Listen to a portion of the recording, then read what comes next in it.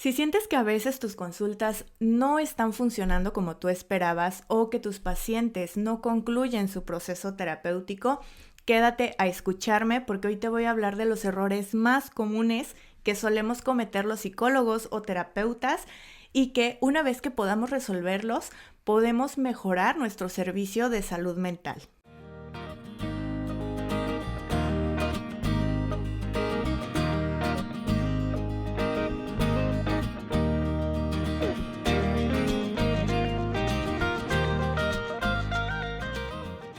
Bienvenidas y bienvenidos a un episodio más de Emprende tu Consultorio. Yo soy Claudia Solana, soy psicóloga, soy emprendedora, soy tanatóloga y también soy mamá. Y hoy quiero hablarte de cuáles son esos 5 errores más comunes que solemos cometer cuando tenemos un consultorio. Pero estoy segura que una vez que tú los detectes, hagas algunas correcciones, vas a poder tener bien definido tu servicio, vas a poder atraer más clientes o pacientes y sobre todo vas a lograr algo que le llamamos fidelización de los clientes, es decir, que se queden hasta concluir el servicio contigo, el proceso terapéutico y además no solo eso, sino que también recomienden tu trabajo. Y voy a empezar con el error número 1, que es no tener un nicho bien definido, es decir, querer abarcar de todo un poco. Cuando hablamos de salud mental, sabemos que hay diferentes áreas en la psicología o en la psicoterapia y que cada área se especializa ya sea en un grupo etario,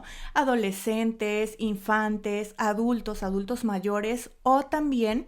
en algún área de intervención o un ámbito de intervención en la salud mental, ya sea duelos, tal vez alguna enfermedad crónica, alguna enfermedad neurodegenerativa o alguna situación emocional o de conducta, situaciones de pareja, en fin. Hay una gran variedad de temáticas que podemos abordar desde la psicología o la psicoterapia. Pero ¿qué sucede cuando no tenemos bien definido nuestro nicho, es decir, nuestro cliente ideal? Bueno, lo que sucede es que no le damos claridad a nuestros futuros clientes. Imagínate que una familia está buscando un especialista en duelo y lo único que encuentran es psicólogas infantiles, pero de pronto se dan cuenta que existe una tanatóloga infantil, que es psicóloga infantil, pero además está especializada en tanatología. Es más probable que busquen ese servicio especializado porque esto les da claridad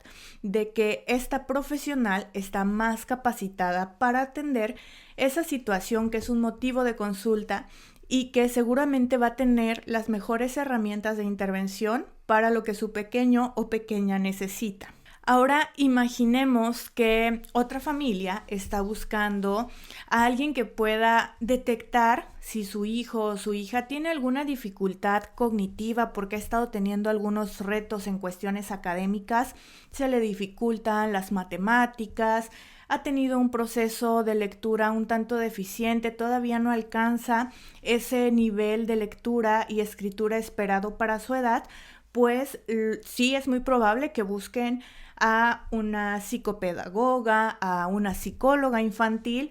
pero si conocen a una especialista que está meramente dedicada a la detección, diagnóstico y tratamiento de trastornos del aprendizaje, muy probablemente van a ir por ese filtro porque saben que es la profesional idónea para poder detectar y apoyar la situación que esté aconteciendo con su hijo. Por otra parte, hace unos días estaba dando un curso acerca de el duelo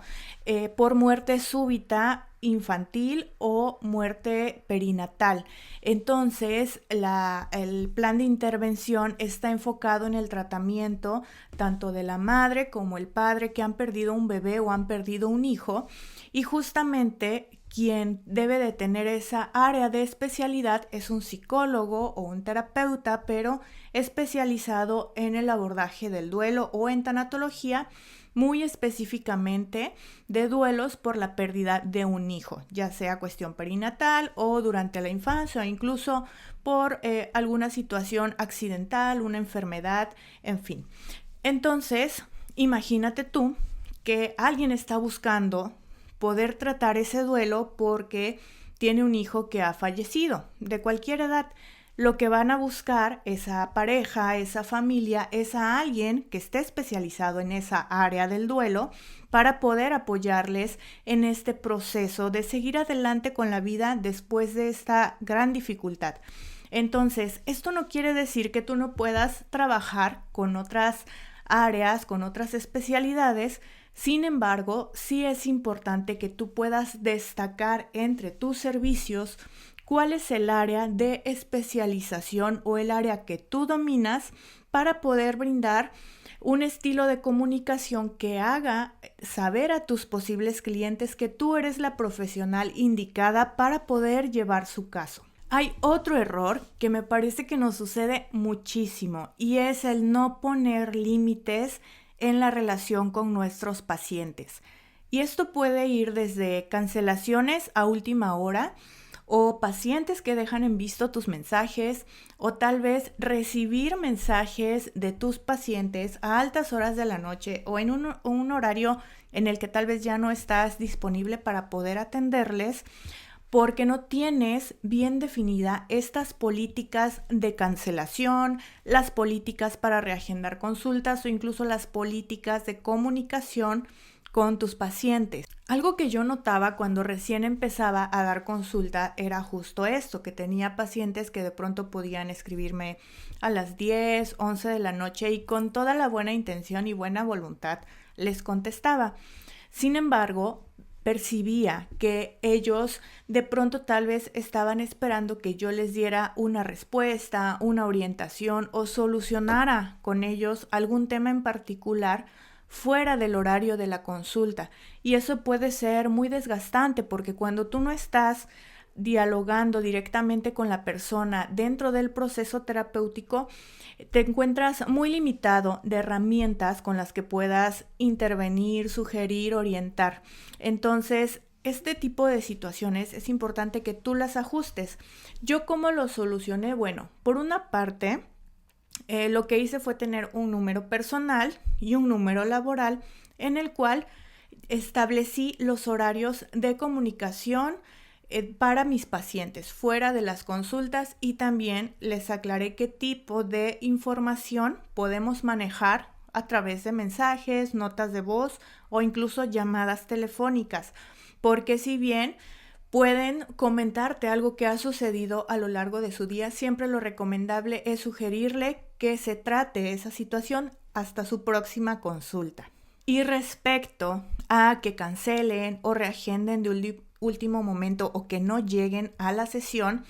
para eso es importante tener un documento que es sumamente necesario y es el consentimiento informado y el contrato terapéutico. En este contrato terapéutico, tú vas a tener estipuladas cuáles son las políticas de cancelación, con cuántas horas de anticipación pueden cancelar una consulta,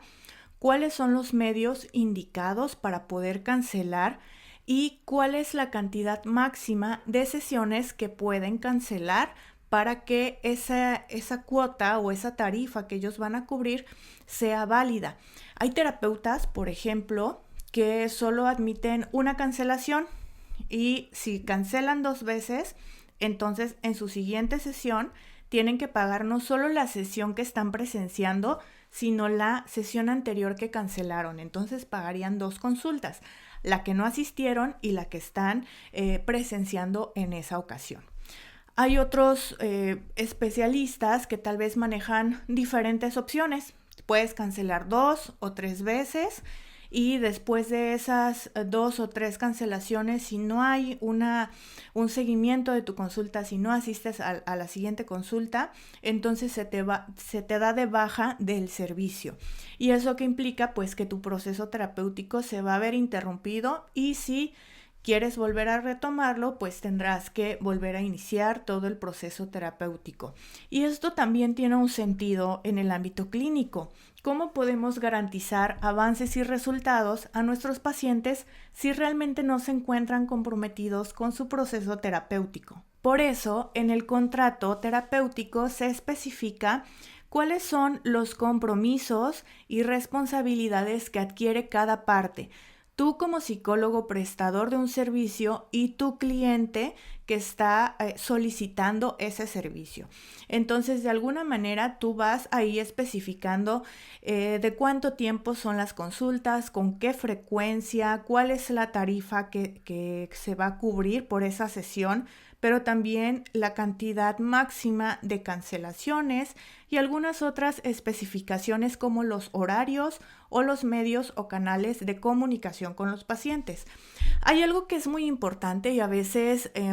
tal vez algunas personas puedan diferir y otras estén de acuerdo en que un psicólogo no puede estar 24/7 disponible para sus pacientes. Y yo estoy de acuerdo con esa idea. A menos que yo trabajara o tú trabajaras en una institución que se dedica a brindar primeros auxilios psicológicos o que esto sea parte de tu servicio, entonces definitivamente tienes que estar disponible 24/7 y eso también tendrías que especificarlo en el contrato terapéutico. Sin embargo, si este no es el caso, si tu clínica, si tu servicio de consultas o el espacio en donde estás trabajando no es de primeros auxilios psicológicos, entonces quedaría descartada esta opción. Y algo que a mí me gusta manejar son las políticas de protección de datos personales en posesión de particulares. En cada país estas pueden variar un poco, sin embargo, en todos los países esto es muy común. No se pueden dar datos personales ni de las personas que laboran en tu clínica ni de los pacientes, es decir, no podemos pasarnos datos entre sí. Y esto es importante justamente, como lo dice esta ley, para proteger esta privacidad y confidencialidad. Por tanto, los pacientes jamás tienen el número personal del terapeuta y lo que tienen es un contacto de la clínica o del consultorio en el cual pueden agendar sus citas, preguntar sus dudas. Sin embargo, esto no es parte del servicio de terapia como tal, es simplemente parte del servicio de atención al cliente como cualquier otra empresa o negocio. Entonces, esto es importante porque si ya empezamos a ver nuestro consultorio o clínica como un espacio que brinda un servicio, cada área tiene sus responsabilidades y sus funciones y esas deben de respetarse. El psicólogo da las consultas en el horario que está designado para consultas y la persona administrativa, aunque seas tú, porque a veces también sucede que tú misma o tú mismo eres quien atiende y responde mensajes, brinda la atención al cliente, pero organizacionalmente eso ya pertenece a otra área, al área de atención al cliente, aunque sea la misma persona que está en el rol de psicólogo, pero también atendiendo mensajes. Entonces, en ese sentido, sí es importante delimitar los horarios y pues tal vez no necesariamente brindar tu número personal. Sé que no siempre esto es posible para todos. En la medida de lo posible, si tú conforme vas creciendo, teniendo más pacientes y brindando más servicios, puedas ir separando esta parte de lo personal con lo laboral, que sería lo ideal para que empieces ya a darle a tu consultorio, a tu espacio, el lugar de una empresa, como lo que es. Ya no solamente es tu espacio personal, no es un hobby que tú tienes, es un negocio, es una empresa y funciona como cualquier otra. Otro de los errores es realizar cobros o asignar tarifas de manera inconsistente. No sé si a ti te ha pasado, pero suele suceder que no a todas las personas se les cobra la misma tarifa, incluso que con tal de tener pacientes o que se queden a concluir el proceso contigo o que te agenden una primera cita,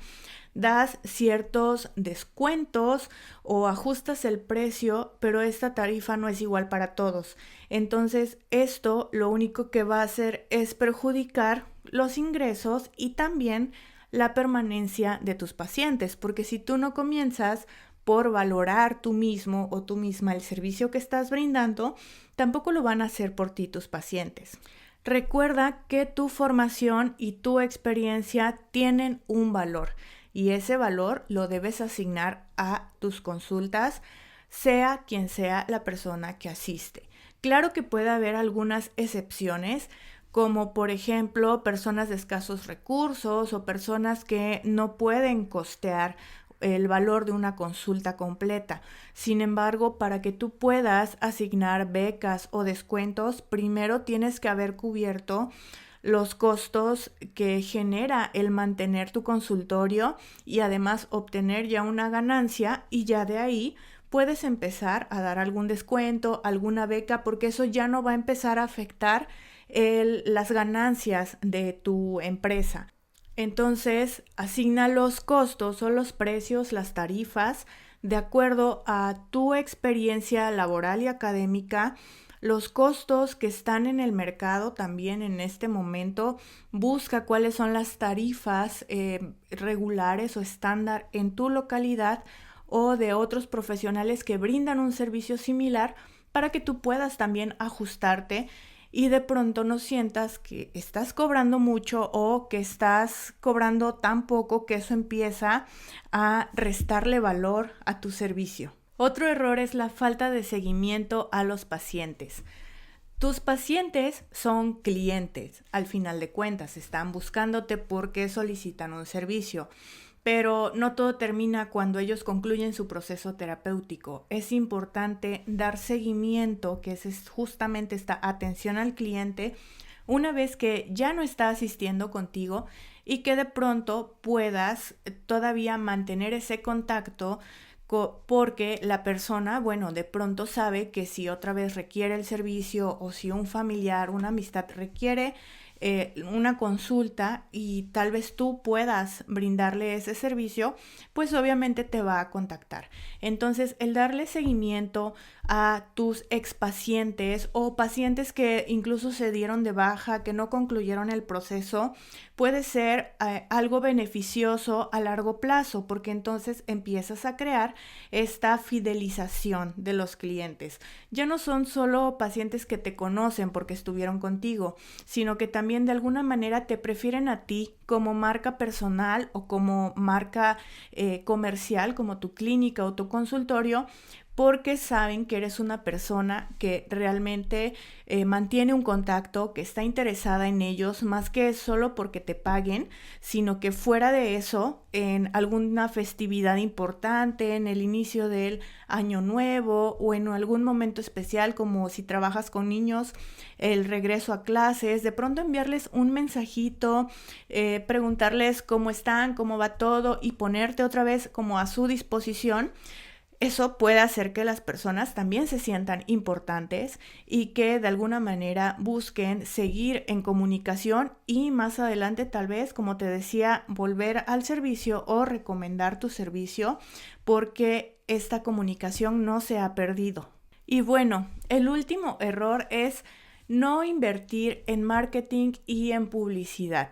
A veces las personas están muy peleadas con las redes sociales, y no en un mal sentido, sino que creemos que aparecer en redes sociales solo implica hacer videos graciosos o ser parte de las tendencias del momento, y no todo tiene que ser así. Realmente, antes, cuando no teníamos a nuestra disposición las redes sociales, teníamos que pagar precios muy altos para poder anunciarnos en radio, en televisión, en el periódico, en alguna página web. Sin embargo, hoy en día tenemos las redes sociales, que son la herramienta que nos va a permitir poder llegar a tantas personas como las que vean nuestro perfil. Entonces, el que tú empieces a mostrar qué haces, en qué te especializas,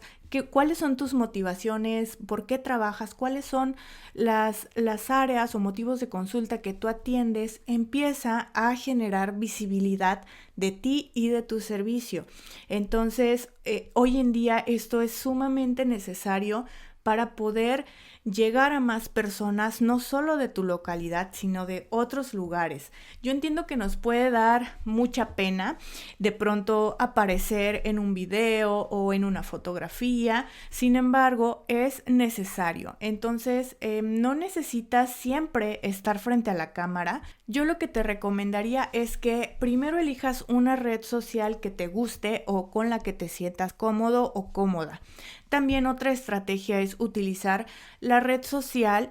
que las personas en el rango de edad que son tu cliente potencial utilizan más. Y una vez que ya lo tengas claro, empieza a definir tus pilares de contenido. Siempre te recomendaría que al menos tengas 3 pilares de contenido, entre contenido educativo, contenido de humor, tal vez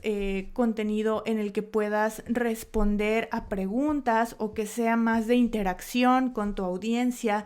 Pero todo esto pues es algo que se va puliendo porque siempre estamos en experimentación con las redes sociales. Estas siempre van cambiando la forma en que funcionan y cómo llegan a más audiencia, y siempre es constantemente estar aprendiendo, pero eso también, como te decía en otro episodio, va puliendo tu estilo de comunicación, ya sea que escribas, que hagas videos, que compartas información, compartas imágenes de tu trabajo, cualquiera que sea el tipo de medio que tú vas a utilizar para dar a conocer tu producto o tu servicio, va a llegar justamente a las personas que lo requieren, porque así es como funcionan los algoritmos de las redes sociales. Y tú lo has visto, seguramente, no sé, tal vez te dolía la cabeza y buscaste algo para el dolor de cabeza y de pronto te empiezan a salir cada vez más anuncios y sugerencias de contenido relacionado con eso. O fuiste, no sé, a ver un auto y de pronto te salen puros comerciales de ese auto, o fuiste a ver un electrodoméstico o algo para tu hogar y empiezas a ver en tu perfil todas esos productos o servicios que tú en algún momento buscaste, te interesó, le hiciste clic o viste algún video, y empiezan a aparecerte contenidos relacionados. Porque el algoritmo siempre nos va a mostrar aquello que nos pareció interesante, que cautivó nuestra atención o que nos hizo permanecer más tiempo frente a la pantalla. Entonces, pues como te decía, hoy en día, si no estamos usando las redes sociales para darnos a conocer, no es imposible porque todavía esta comunicación que va de voz en voz, de paciente a sus conocidos, y que implica que las personas te recomiendan, todavía sigue funcionando. Pero si pensamos en qué puede tener más alcance, que vayas a dejar volantes o que inviertas un poco en la publicidad en redes sociales. Entonces, esto te va a dar mucho más alcance, incluso puedes llegar a personas de una ciudad completa, de todo un estado o de todo un país. Entonces, empieza a movilizarte en el uso de estas redes sociales. Yo te lo recomendaría mucho,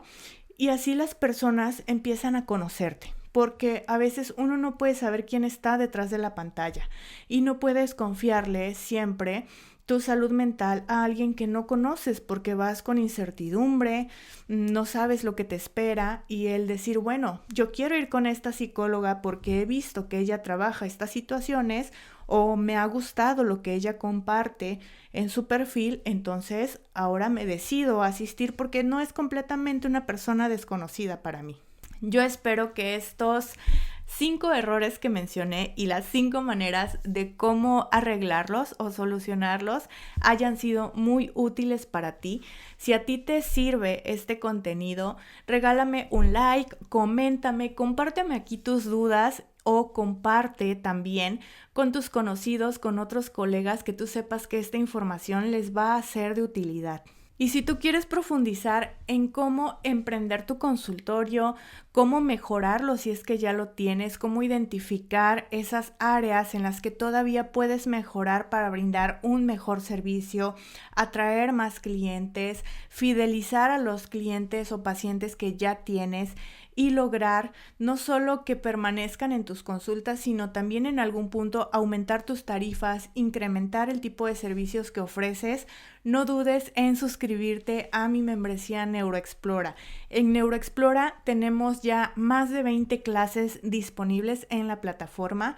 y cada mes tenemos clases en vivo y clases nuevas, también recursos descargables, guías, manuales y material didáctico que puedes utilizar no solamente si tú quieres emprender, sino también si ya tienes un consultorio o trabajas en alguna institución o brindas consultas, apoyo académico o terapéutico y quieres contar con más recursos lúdicos, creativos para trabajar con niñas, niños y adolescentes. Te dejo aquí abajo el enlace para que puedas suscribirte y seas parte de esta increíble aventura. Además, si tú quieres formarte como tanatóloga infantil y tener esta área de especialización de poder abordar diferentes tipos de duelo en niñas, niños y adolescentes, te invito a que te inscribas a mi diplomado en tanatología infantil. Está el registro abierto, la duración es de 4 meses y es completamente virtual para que tú puedas estudiar a tu ritmo. Siempre vas a contar con mi acompañamiento para poder aclarar tus dudas, orientarte en tus proyectos o mejorar el servicio que ya estás ofreciendo. Nos escuchamos en el próximo episodio de Emprende tu Consultorio.